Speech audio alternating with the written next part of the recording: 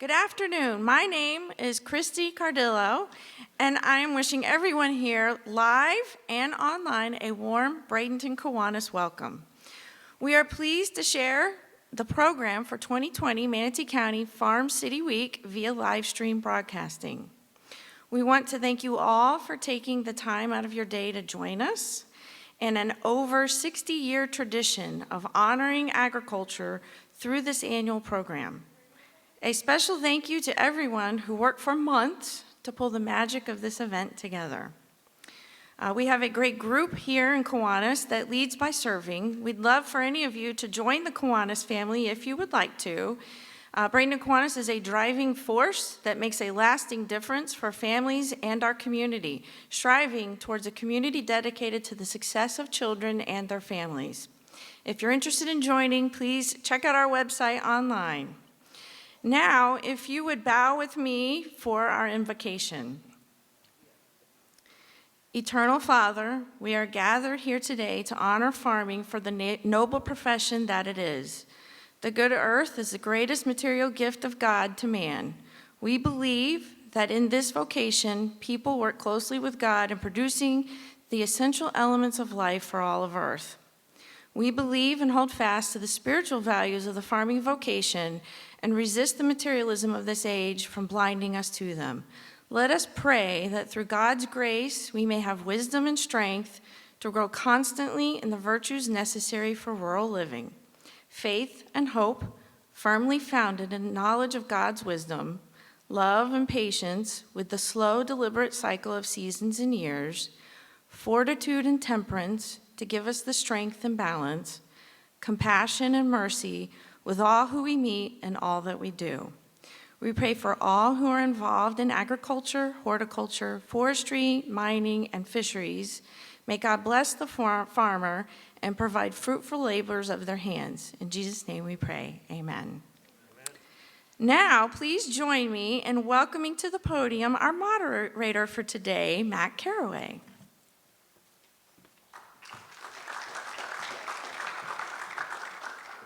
Thank you, Christy. Again, my name is Matt Carroway. I'm the past president and current board member of the Manatee County Agricultural Museum. And on behalf of Bradenton Kiwanis, the Manatee County Agricultural Museum, and the Palmetto Historical Commission, I certainly want to welcome you as well to the 2020 Manatee County Kiwanis Farm City Week event. Our friend and Hall of Fame, Ag Hall of Famer Ralph Garrison noted that this is the 63rd year of Farm City Week, which would take us all the way back to 1957. That's pretty amazing to think of.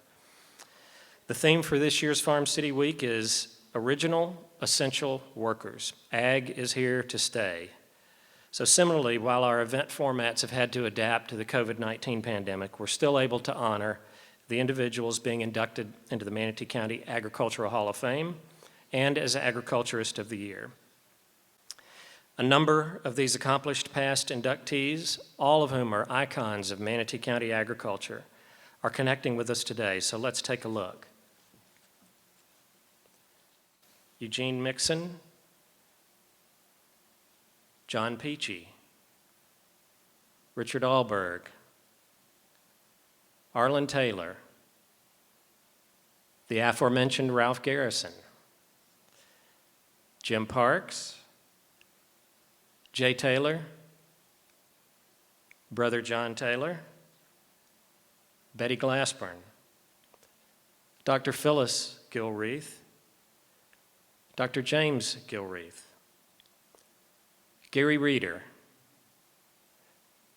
Nick Baden, Brenda Rogers, Jim Strickland,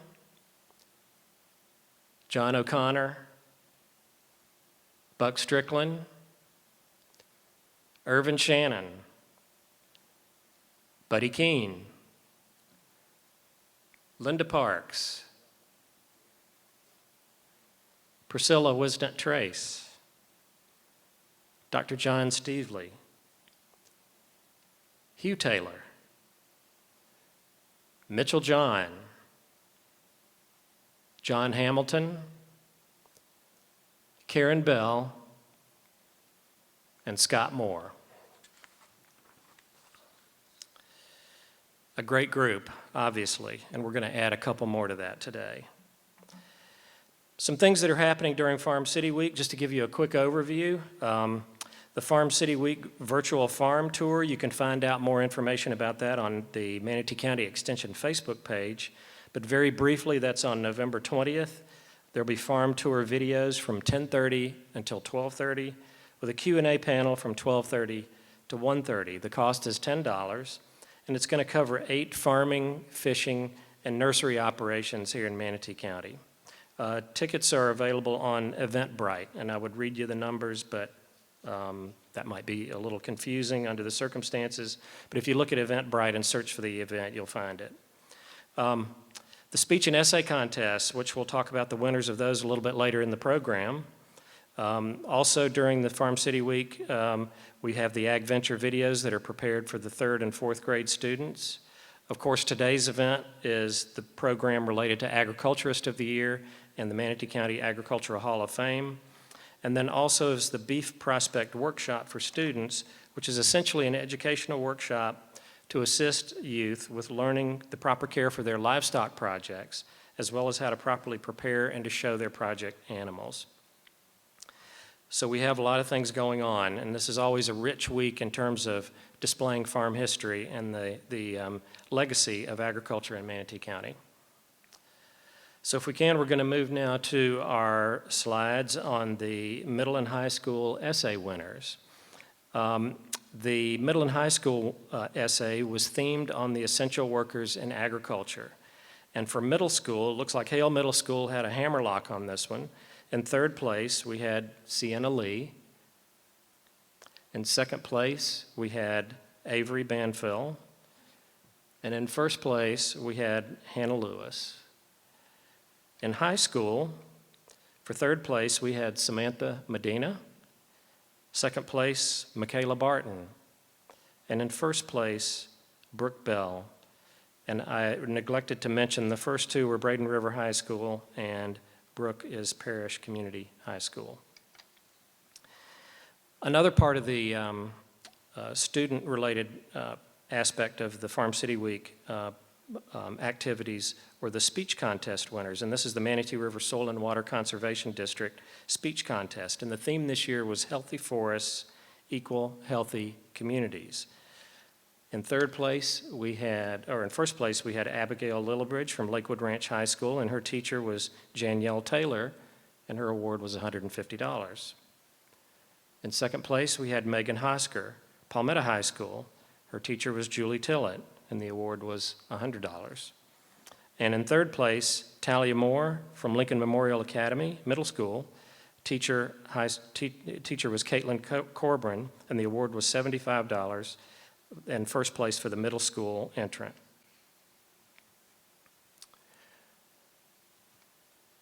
Looking again at our theme, it's important to say thank you to all of our Manatee County agricultural essential workers, and that's across the board in terms of every agricultural operation. The prosperity and well-being of the citizens of Manatee County are dependent on these workers, from planting and harvesting to managers, owner-operators, suppliers, and all supporting positions. It's an incredible array of businesses and individuals that make this happen. In Manatee County, there are over 753 farms, and 91% of which are family farms. 28% hire extensive amounts of farm labor. Production agriculture takes place over 239,000 acres. Just an incredible footprint, as you know. We're ranked 2nd in the state and 12th in the nation for market value of agricultural products sold for vegetables, melons, potatoes, sweet potatoes, and a variety of agronomic crops. Overall, we're ranked 4th in the state, and livestock, poultry, and related products rank 14th in the state. Manatee County's agricultural production includes vegetable crops, ornamental horticulture, livestock and forage, citrus, commercial fishing, and seafood aquaculture, and the total market value of ag products sold is over $360 million, an enormous part of our economy. And while we certainly enjoy this abundance ourselves in Manatee County, this is something that in economic circles is referred to as value-added agriculture, meaning that a lot of this leaves Manatee County and produces cash flows and economic benefits for the county that become multipliers of economic prosperity for the citizens of Manatee County. So for every dollar of Manatee County agriculture, many dollars of economic benefit result. So now let's move on to the inductee portion of our program. And it's a pleasure for me now to bring up Buddy Keene to present our Agriculturist of the Year. Buddy? I was really honored when I was asked to do this. I've known Cully for a good while. I had about a 45-minute thing about Cully of everything he's done, but we've got to condense it into 7 minutes. So I want to tell you a little bit about Cully, what I know about him. I've known him a long time. On the county level, Cully joined the Manatee County Cattlemen's Association in 1972. He's past president for 15 years. He's still a director. He served on the 4-H Foundation Board. He served on, he's on the Manatee County Farm Bureau. He's not on the board, but he's a member. While he was at Florida Power and Light, he was over the United Way program for the Florida Power and Light. On the state level, Cully is on the marketing and the foundation committee for the Florida Cattlemen's Association. Plus, he coordinates the barbecue, or he did coordinate the barbecues, so they quit doing it a couple of years ago, and he still coordinates the whip popping contest for the kids. I'm going to kind of get off my script here a little bit. I've known Cully. He helps us do the farm tours, and if you don't think it's a problem when you're herding about 200 head of people, it's like herding cats. And sometimes Cully may not be a tour guide, but if we come up short the day before and need a tour guide, all we have to do is call Cully, and he fills in for us. And around the fair, Mr. Cully, all the kids, this is what impresses me about Cully. Everybody says, well, we'll go ask Mr. Cully. Mr. Cully will help us. You know, that's the way the kids are. And that's what I watched about Cully. I've been helping Cully a little bit. He's doing a history on all the old farms in Manatee County. So we spent a lot of times at Peach's Restaurant early in the morning trying to go over that stuff. And it is really a good deal. And one other thing about Cully, he cooks for different people. I'm a member of the Peace River Citrus Growers Association, and he cooks our barbecue for our banquet every year, or his barbecue team did, and we feed 600 or 700 people. And it's always a real treat when Cully and them does it. But I can't say a whole lot more about Cully that y'all don't already know, but I want to give him a little bit of time to talk. But Cully is when I was asked to do this, this is one of the most honored I've ever been to induct Cully into the Manatee County Agriculturist of the Year.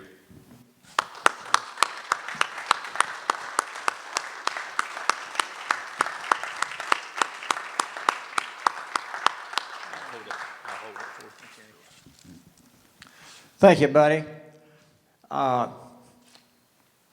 He mentioned the history part of it, but I am history.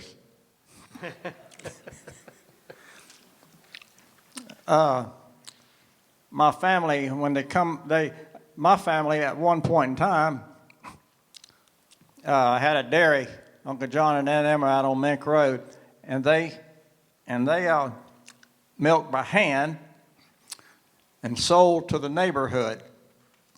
Well, when the young people got involved, we ain't doing that. So in 1960, I believe it was, we had 28 dairy farms. Guernseys, Ashires, Jerseys, and they was 60 or 50 or 60 cows to the herd. And the young people, when they got involved, we ain't doing that. So I call it a super cow that they got, a Holstein. We had 28 dairies then. Now we've got 3 Dakins.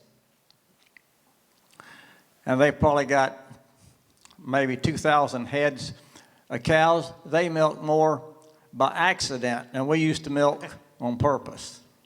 But they're our only 3. Yeah, the only 3 dairies we have in Manatee County now.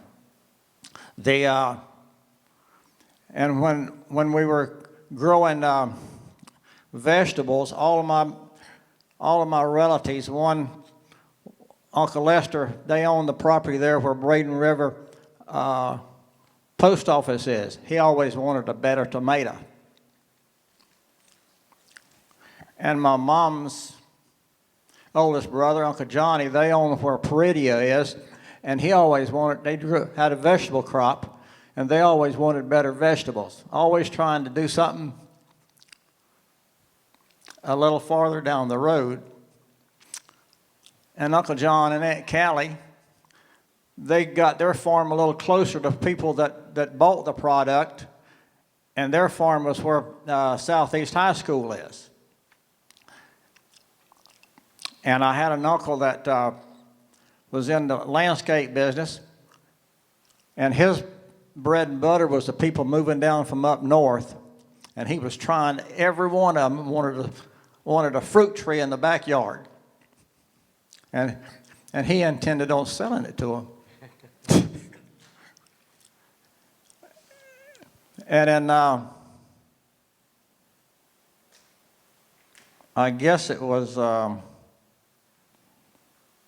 don't remember what year, but when I got out of high school, I went to work for the experimental station.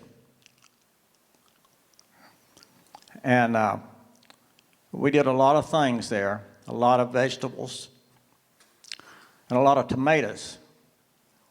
But they were like the Manatee, Manapel, Homestead 24, the Jim Walter. But they're the young people, they wanted something different.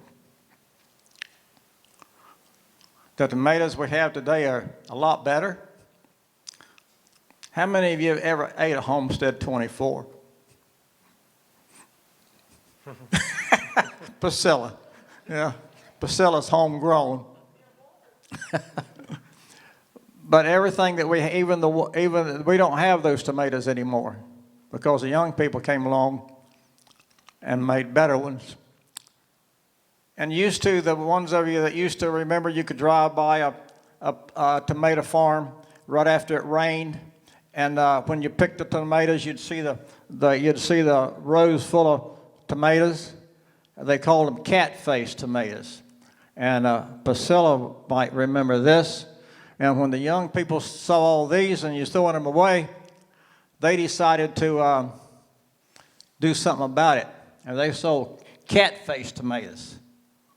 And they sold them, Priscilla, that we used to throw away. And they got into my watermelons. You don't mess with my watermelons, but they did. My mom had a picture somewhere when I was just a runny-nosed kid. I grew a watermelon bigger than I was, weighed more than I did. But by then you had the Georgia Giants, the Black Diamonds, the Garrisons, the Charleston Grays. You don't see those anymore unless you grow them yourself. But now the young people, when they got a hold of it, you go to the grocery store and the watermelons in there now is seedless. I never heard of that when I was a young'un. You always spit the seeds and had seed fights. And now there are a lot. But when the kids started with my watermelons, the people wanted one that they could eat half of it and put half of it in the refrigerator. Those melons we used to grow, you either had to eat it all or feed it to the hogs because there was no place to put it. They were so big. And when we were in the cattle industry, my grandpa and great-grandpa, the homestead was up the other side of Braden River, the other side of Linger Lodge. And they had those little cracker cattle. Florida was the first state in the United States to have cattle from Ponce de Leon in 1521. And the young people always said, Grandpa, we got to do something about that cow. Well, in 1900, they did. About 1900, and they tried to crossbreed them. And a friend of mine, Jimmy Kilcrease, in 1960 had the grand champion steer in the Manatee County Fair that weighed 780 pounds. So from 1900 to 1960, we put on 300 or 400 pounds. But from 1521 to 1900, we didn't put a pound on them. Our grandfathers and great-grandfathers, they just used them as they were. And and that gave me another project, buddy. I was looking at that when I found that and tracing the weight. And then from 1965 until 2 or 3 years ago, our grand champion and reserve, both of them weighed the same. There was like 1,380 pounds, something like that. And we put those young people, I don't know how many years that is, I can't think right now, but they put that much more weight on those cows since 1960. Even when Buddy was showing, his steers, when he was showing, wasn't a huge steer. But when the kids get involved,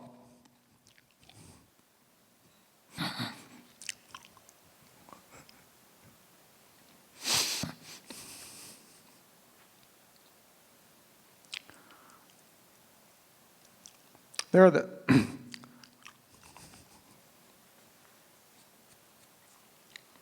Thank you. Go ahead.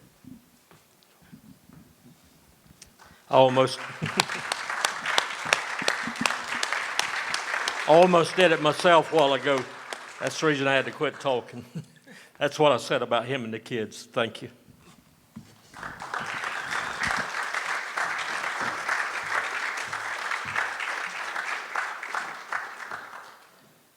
Thank you, Buddy, and thank you, Cully. And just a personal note to thank Mr. Cully, who I met while I was at SMR Farms. He was always there to help, to offer wisdom, often brought a handful of pictures to document and celebrate the cattle business and its people. So thank you for all that, Cully. I really appreciate it. So next up, I'd like to bring up Priscilla Wisnett-Trace to present our Hall of Fame inductees.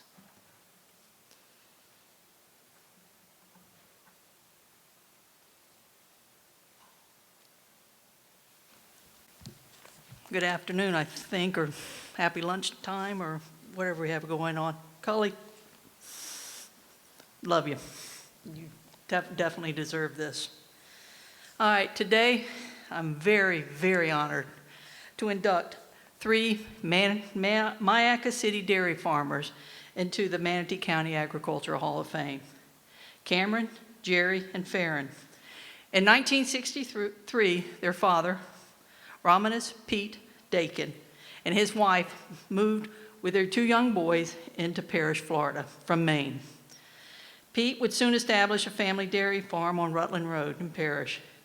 9-year-old Cameron and 7-year-old Ferren would contribute to the family operation by doing chores before and after school. Their brother Jerry was born 5 years later. He too would grow up working the land. They learned everything their father had to teach them about cows, dairy operations, and agriculture. They would eventually establish their own individual family farms in Myakka City. The Dakin brothers have many similarities. They all graduated from Palmetto High School. They strongly support their community. All are focused on youth, education, and sharing their love of family and agriculture. In their business, they have demonstrated innovation, diversification, and creativity as they built their family ag business. Each is being inducted. Today, each brother is going to be represented by a family member because the Dakins traditionally take a family all-guys trip the week before Thanksgiving. I have known the Dakin dairy men, all of them, since the 1960s. Went to high school with them. I was in 4-H with them. I don't remember what size our cows were, probably 950 pounds. So we were kind of in that middle between the 700 and the 1,300. But there's one thing you have to know about the Dakins if you know them. They're loyal, They work extremely hard, they love their family, and they will do anything for their community. And listening to Cully, you could say the same thing he was saying about the kids, you could say about Cameron, Jerry, and Ferren. If a kid needed help in Mayaca City or anywhere in the community, and probably would have helped anybody in the whole community, they were there. They would give dairy calves to students that wanted to be able to raise one and be in 4-H or FFA. They would take their animals and get them to the fair. They bought those animals, even though they already had 2,000 cows. By golly, if a kid needed to sell one, they'd buy another one. They were buying beef cattle that I know they didn't need, and tons of plants that I know they probably don't need, because if not, I will say this, they have the best landscaped dairies in the county, because they would buy those kids plants every single year. What I'm going to do is tell you about each one, then I'm going to ask Cameron, I'm going to ask Sandra, Shelley, and Alex to come up and accept the awards and say a few words. I can tell you this, but it's going to be the same for each brother, because they're very competitive, but they love each other. Basically, if one upped the other one had to catch up. And when you're out and about in the ag community, the state is, it's a huge industry, but the state, if you say who's the best dairyman in the state, the Dakins come up. They're just well known because they will try anything once, and some of it works. And they have been innovative, and like I said, when they first got to Manatee County, there was probably close to 30 dairies, 25, and now they're the last family standing. And Manatee County should be very, very happy that they're there, and I don't know about y'all, but go Dakin, chocolate milk. Cameron Dakin was born in 1952. He and his wife Sandra raised 4 sons, Jason, Garrett, Grant, and Ethan, on their family farm. Their supporters are 4-H and FFA, including making dairy animals available for local youth to work with and care for in animal husbandry projects. Through these 4 FFA and 4-H projects, youth learn responsibility, budgeting, public speaking, presentations, and other life skills while caring for and showing dairy animals at local fairs and other events. Cameron is an active member at Bayside Community Church and has received Partners in Education Awards for his support of FFA and agricultural education in local schools. He is active in the Cattlemen's Association and has served on several community boards as a director. Ferren was born in 1954. He married Christina Shelley Mizell, and they raised 2 children, a son Levi, who died in 2012, and their daughter Erin. This Dakin family has 6 grandchildren. From the start of his business, Ferren was known for his strong support of local 4-H and FFA youth. His animals were also loaned as show animals so that youth could develop a love for the industry and learn more about ag. Ferren was frequently found in the stands waving his arm at auctioneers as he purchased animals and plants exhibited by youth. Ferren had an unwavering faith in God and was an active member at Bayside Community Church and a supporter of We Care Christian Academy. Ferren is described as an innovator, an early adapter of new practices in the dairy industry, such as the tunnel barn, and incorporating misters and ceiling fans to cool cows before milking. Ferren lost a lengthy battle with COVID-19 earlier this year. He has been inducted into the Hall of Fame posthumously. Jerry was born in Bradenton in 1968. He is often referred to as the much younger brother. He's also told me he's the better looking brother. The Jerry Dakin Dairy was established in 1988 on his father's farm in Parrish. In 2001, he moved his farming operation to Mayaca City. In the spirit of diversifying his farm, in 2005, Dakin milk was bottled and sold in the wholesale and retail markets as the farms began purchasing their milk. In 2009, they started hosting tours of the dairy and the milk processing and the cheese marketing plant. Tours are available to individuals and groups. Now, named Dakin Dairy Farms, they have educated thousands of Manatee County school children and numerous adults, including classes from Leadership Manatee, about the dairy industry, farm life, and the challenge of farming today. Jerry is also an active member of Bayside Community Church.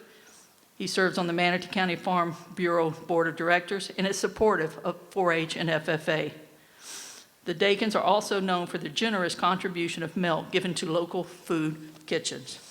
I'm going to now ask Cameron's wife, Sandra, Ferren's wife, Shelley, and Jerry's daughter, Alex. Please come forward and accept the awards and say a few words.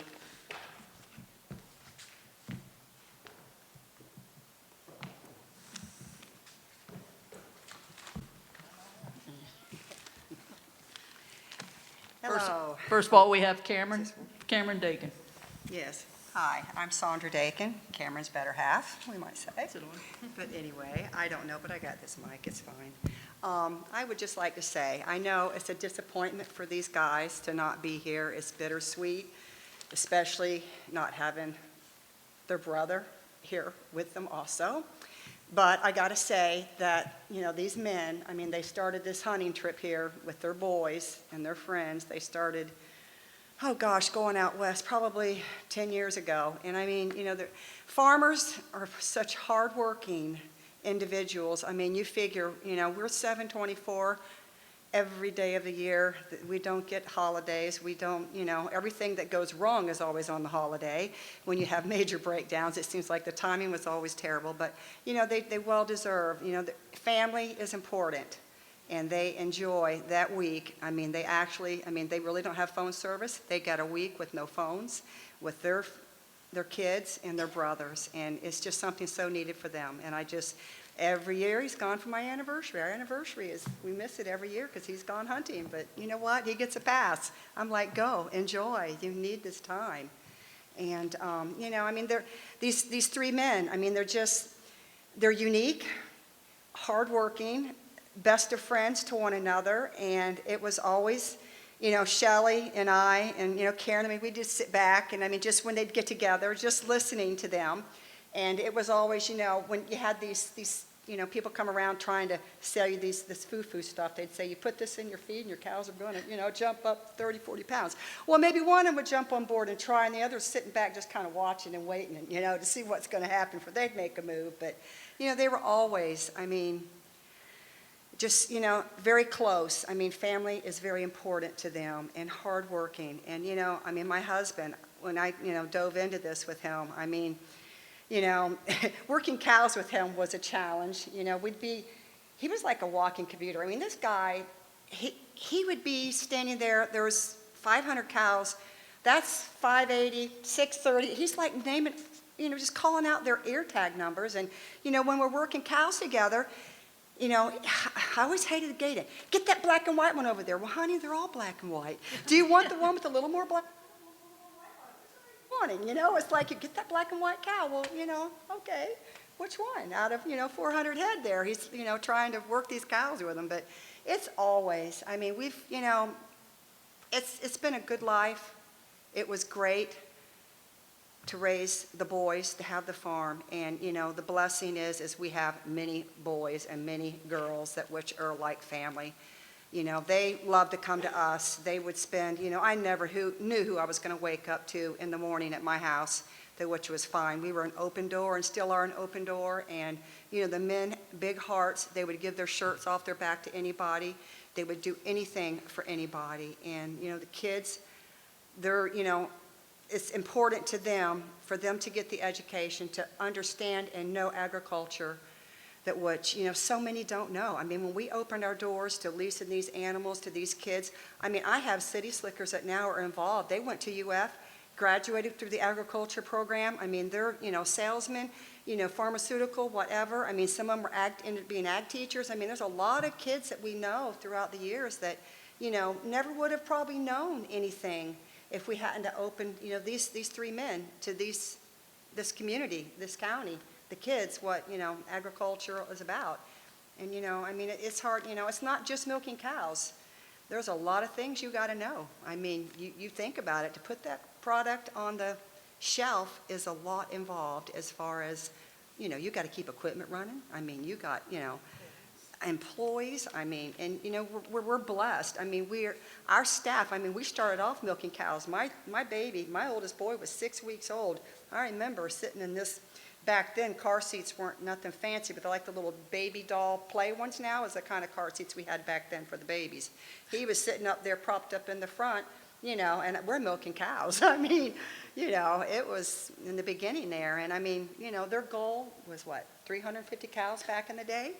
You know, we're over 2,000 each, you know, and it's just, they've come a long ways. And, you know, it's definitely, you know, we can't thank the, you know, Farm City and, you know, Kiwanis for, you know, sponsoring every year you do what you do for the Agriculture Hall of Fame, and we just, you know, thank you.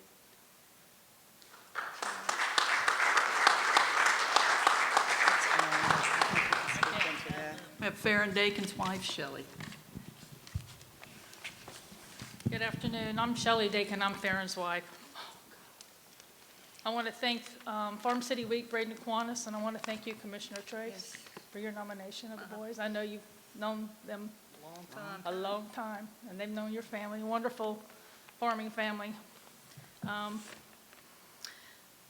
I want to accept this on behalf of Ferren. I and my family is here, his grandchildren, my mom, Bob, my daughter Erin and Joey, my sister Lori. Thank you for being here today. I'm so glad you're here with me because you loved him like I do. He loved you. He loved his grandchildren. He loved his daughter. He loves his family. And he loved his brothers. They were a unique trio.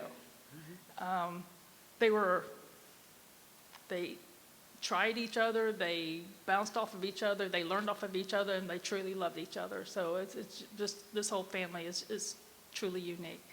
But I have to have notes. I can't do what Sandra did.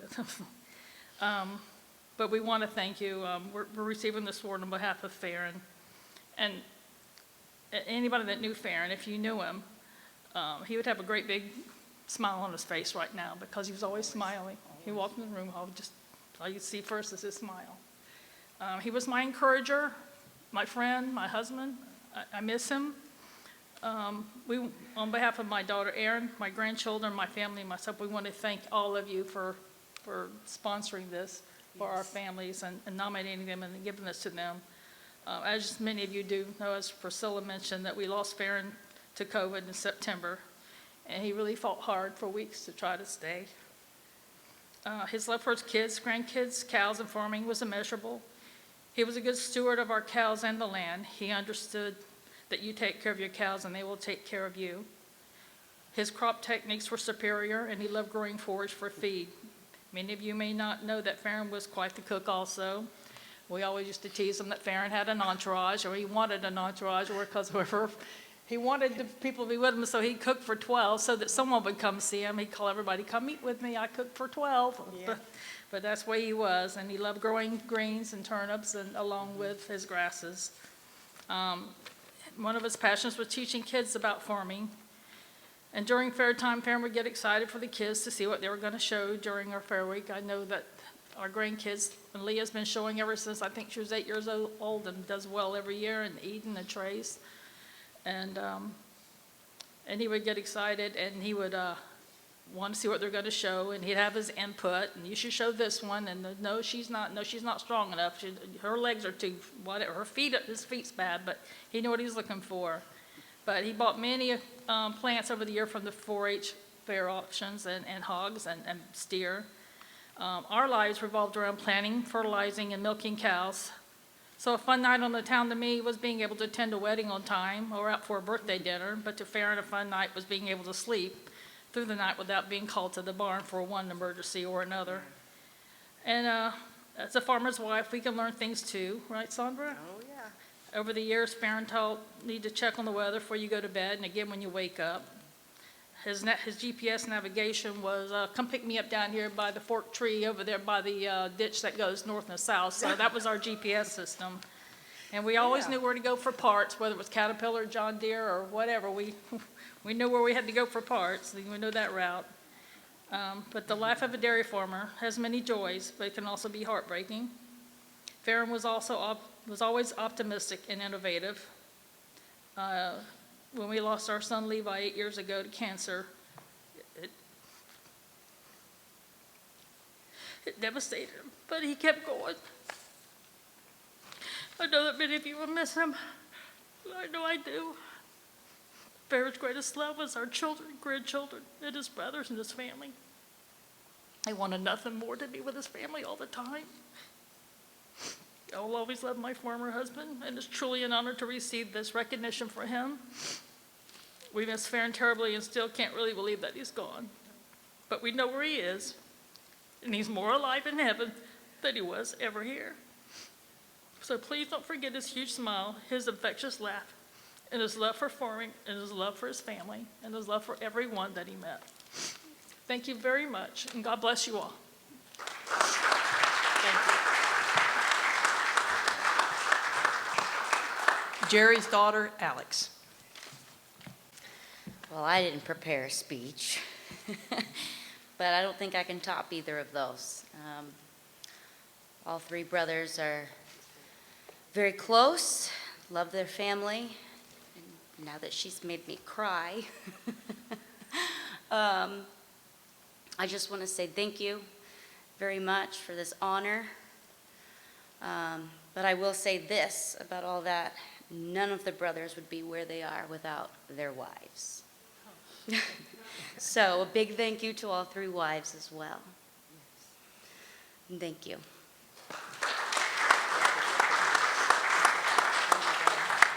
Thank you all very much.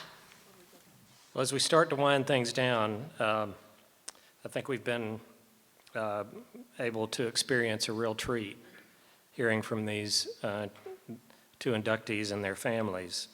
We've added four highly qualified, iconic members of the ag community to our already stellar list of representatives of Manatee County agriculture.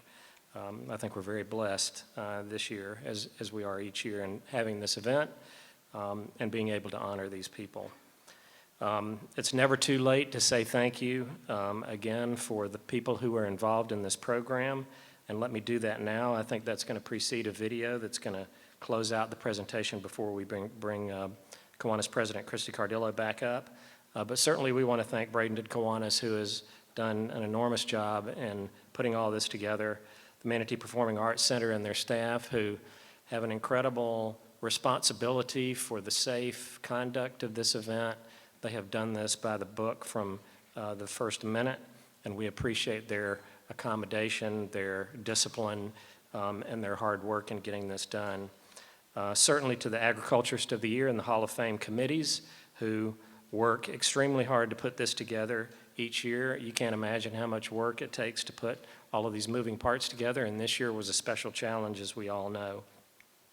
And then the Farm City Week Committee, always, who is responsible for so many of the events. Again, bringing a spotlight to this critical portion, not only of Manatee agriculture, but to the legacy of what makes Manatee County. It's really such an important part, and I hope you'll acknowledge the legacy assets that we have in Manatee County, the Palmetto Historical folks, the Manatee County Agricultural Museum folks, and others. So thank you for all those folks, and I believe we have the video queued up.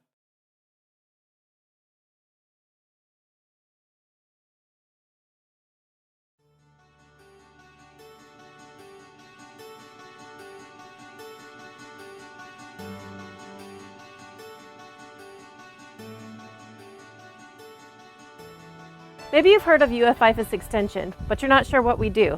The short answer is we deliver science-based information to help people. A lot of people don't know that agriculture and related services are the second biggest economic driver in Manatee County, bringing in over $2 billion every year. From out on the farm to the Gulf of Mexico and everywhere in between, our services play a vital role in your everyday life. And although this is the Manatee County you know, our extension agents are about to show you the Manatee County we see every day.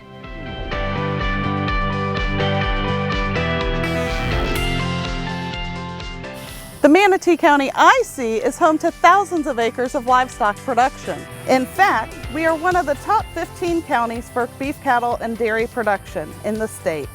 Did you know cattle can use vegetables as part of their daily diets? And speaking of vegetables, tomatoes are king in Manatee County.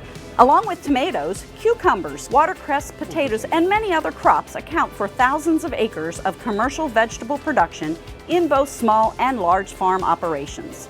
And it all starts with seeds. And with a couple of these seeds, you could have your own backyard fruit and vegetable garden. We are working hard to develop school and community gardens in Manatee County to provide everyone with access to fresh produce. Speaking of fresh food, it would be shellfish of me not to tell you about Manatee County's commercial marine fisheries and bivalve aquaculture industry. The dockside value of our marine fisheries and shellfish aquaculture bring in millions of dollars every year. Bivalves like hard clams, sunray Venus, and oysters are all farmed here in Manatee County. Manatee County produces some of the best seafood in the United States. Speaking of the best, 4-H works to make the best better. Our philosophy is to learn by doing. We have local 4-H programs throughout the area, teaching everything from animal science, citizenship, and even ATV safety. But educating youth is not all that we do. In Family and Consumer Science, we are dedicated to strengthening families through relationships, financial management, and nutrition. Our Master Gardener program relies on dedicated volunteers who have an interest in gardening and helping their community. Last year, they gave 10,000 hours to our county residents. And outside your home sweet home, our Manatee County has thousands of beautiful landscapes. And the care and maintenance of these landscapes is a big business. Did you know that we teach homeowners and landscapers the value of right plant, right place, watering efficiently, and fertilizing appropriately? Last year, we helped Manatee County residents save millions of gallons of water.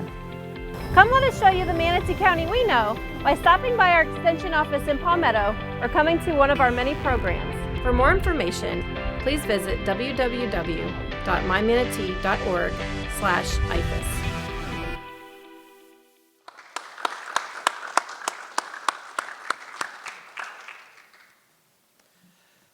Before I turn it back over to Christy, I would just like to thank the Farm City Week folks for inviting me back to be part of this year. It's always an honor to be involved and to be a part of this special week for Manatee County agriculture. So at this time, I'd like to return control to President Christy Cardillo. Thank you, Mac. So on behalf of Bradenton Kiwanis, I would like to congratulate all of the honorees and winners of today. And, we are always happy to be a part of anything that has to do with agriculture. We appreciate what all of you do for our community. I have a few short announcements for our Kiwanians. There will be no meeting for us on Tuesday, November 24th. I hope everyone has a happy Thanksgiving. Our next regular meeting will be on Tuesday, December 1st, and we have a presentation from the Safe Children's Coalition. If you would like to attend, please make sure to buy a ticket through the box office by Friday, November 27th, online. The Bradenton Kiwanis Club Board will be having a board meeting on Wednesday, November 18th, that's tomorrow, at Pier 22 in the upstairs ballroom for the live version, and Zoom will also be available for those who would like to join that way. For any club members that would like to attend in person, please email Dave Grantham by 5 p.m. today. And with that, we are adjourned. Thank you for coming, and I hope everyone has a happy Thanksgiving.